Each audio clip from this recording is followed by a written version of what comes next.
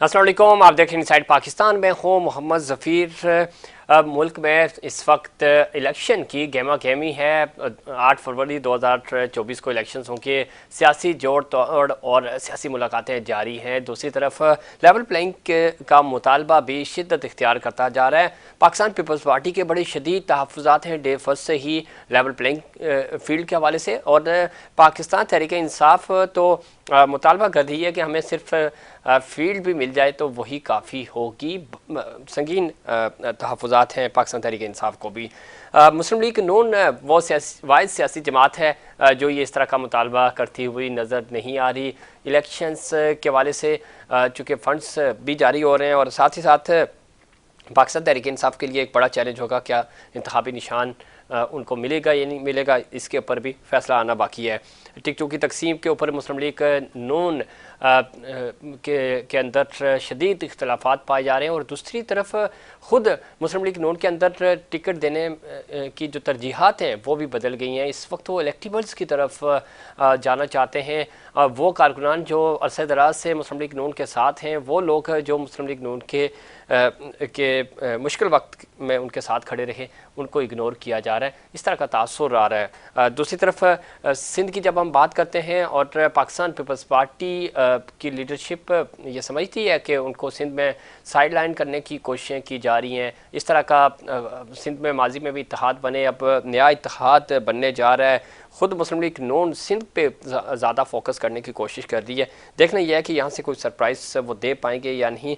लेकिन सिंध के साथ साथ पंजाब की जो सियासत है वो मुस्लिम लीग नून के लिए टफ हो रही है। यही वजह बनी कि आज चौधरी शुजात साहब से मुलाकात हुई, नवाज शरीफ साहब की, और चूँकि क्यू लीग 22 सीटें सूबाई असम्बली की और 10 नेशनल असम्बली की डिमांड कर रही है, लेकिन इस हवाले से मुस्लिम लीग नून जो है उसके अपने तहफ़्फ़ुज़ात हैं। कैसे ये इत्तेहाद बनेगा, मामला आगे कैसे चलेंगे, इन तमाम इश्यूज़ पे बात करेंगे। मैं ज्वाइन किया है जनाब आजिज़ दामरा साहब ने, सीनियर रहनुमा है पाकिस्तान पीपल्स पार्टी के। दामरा साहब खुश आमदीद कहते हैं आपको प्रोग्राम में।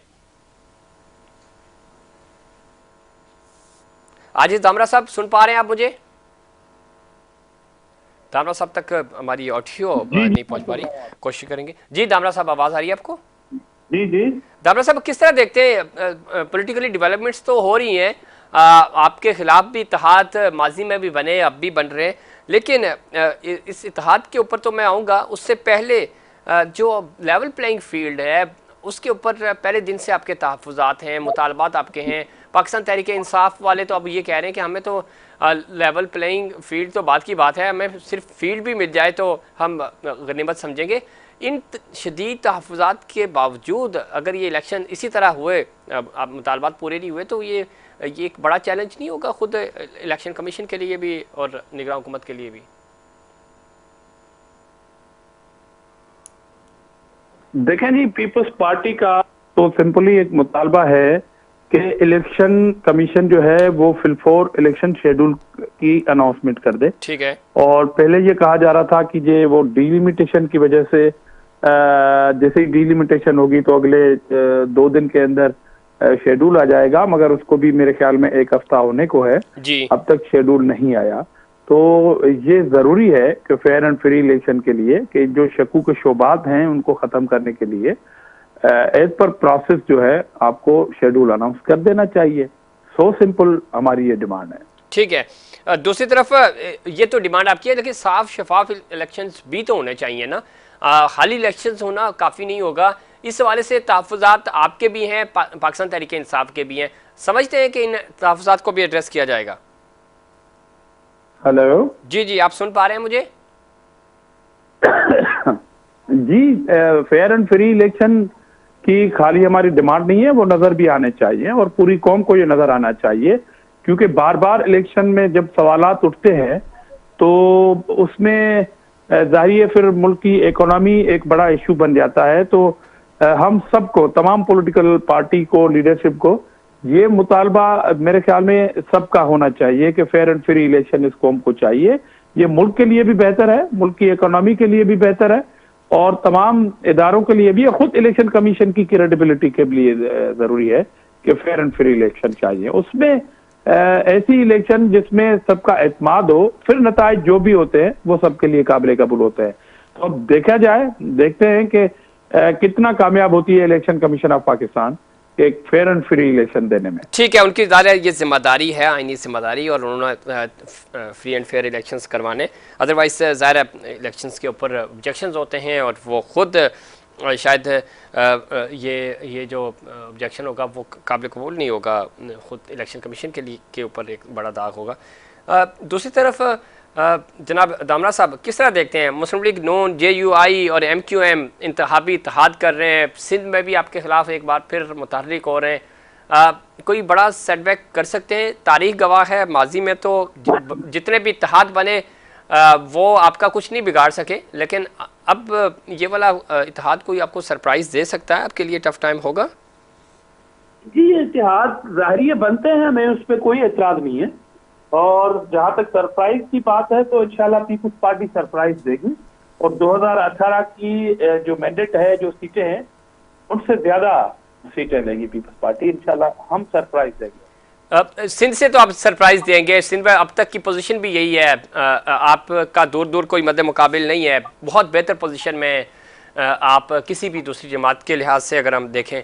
पंजाब अभी ज़रा कुछ दिन पहले ही आपने यौम तासीस मनाया कोयटा में, इस दफ़ा वो पाकिस्तान पीपल्स पार्टी जिसकी बुनियाद लाहौर से रखी गई, पंजाब में कम बैक करेगी पाकिस्तान पीपल्स पार्टी? क्या हिकमत अमली बनाई जा रही है वहाँ पे पंजाब के हवाले से? जी बिल्कुल, आपने ठीक कहा कि पंजाब में हमारी पूरी नजर है इलेक्शनी सियासत पे और हमारी तैयारी भी है, लोगों से राब्ते में भी है। और इंशाल्लाह जब सिंध के ये हमारे बोर्ड की मीटिंग्स चल रही हैं और कल भी चेयरमैन एक बार फिर KP में जा रहे हैं और शाहगला में वहाँ जलसा कर रहे हैं। उसके बाद कोयटा में हमारा पावर शो हुआ और नोटेबल्स जो हैं काफी शामिल हुए हैं, इलेक्टेबल्स जो है वो शामिल हो रहे हैं और पंजाब में भी एक लोगों का राब्ता है हमारा और इंशाल्लाह हम पंजाब में भी बेहतर मुकाबला कर सकेंगे। ठीक है, पंजाब में तो बेहतर मुकाबला। और दूसरी तरफ अगर हम पंजाब के साथ साथ KP और बलूचिस्तान की बात करें, जब निगरान सेटअप आ रहा था तो बलूचिस्तान से बहुत सारे लोग आपके साथ शामिल हुए, कुछ वापस चले गए, कुछ रुक गए, अब दोबारा मोमेंटम बन रहा है। पाकिस्तान पीपल्स पार्टी अभी चूँकि जरदारी साहब ने अपने पत्ते शो नहीं किए, कोई बड़ा सरप्राइज हो सकता है?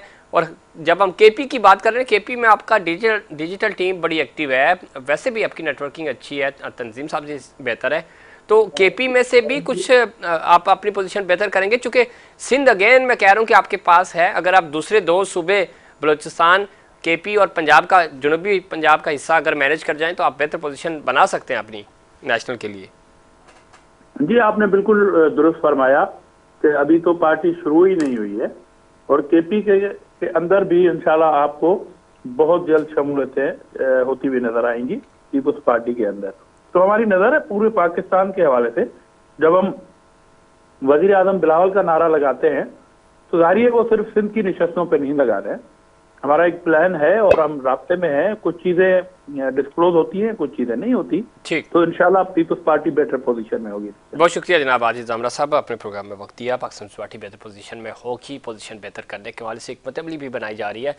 अभी तक जरदारी साहब उस तरह खुलकर सामने नहीं आए और उनकी जो मफामत की सियासत है, ज़ाहिर है उनका बड़ा ज़बरदस्त इनपुट होता है। देखना यह है कि वो क्या सरप्राइज़ करेंगे, पंजाब के हवाले से क्या हिकमत अमली बनाएंगे। अब तक की जो हवा चल रही है वो ज़ाहिर है मुस्लिम लीग नून के हवाले से बहुत बेहतर है, लोग मुस्लिम लीग नून की तरफ टिल्ड हैं, इलेक्टिबल्स मुस्लिम लीग नून में जाना पसंद कर रहे हैं। जो इस वक्त जमातें भी हैं पॉलिटिकल, वो भी रुख कर रही हैं मुस्लिम लीग नून का, लेकिन अभी एंट्री बाकी है आसिफ अली जरदारी साहब की। उसके बाद देखना यह है कि क्या माहौल बनता है और इंतखाबी माहौल क्या बनेगा। अगले 10 से 12 दिन बड़े इंपॉर्टेंट है पाकिस्तान की सियासी सूरत हाल के हवाले से, और यही आने वाले आम इंतखाबात का फ़ैसला भी करेंगे। कुछ बड़े फ़ैसले भी होंगे, वो फ़ैसले ख़ुद जमहूरी क़ुव्वतों के लिए कितने काबिल कबूल होंगे, इन पर मज़ीद बात करेंगे प्रोग्राम में। एक वक्त हुआ एक कमर्शियल ब्रेक का, ब्रेक के बाद वापस आएंगे तो मज़ीद मुस्लिम लीग नून का पॉइंट ऑफ व्यू भी शामिल करेंगे और कोशिश करेंगे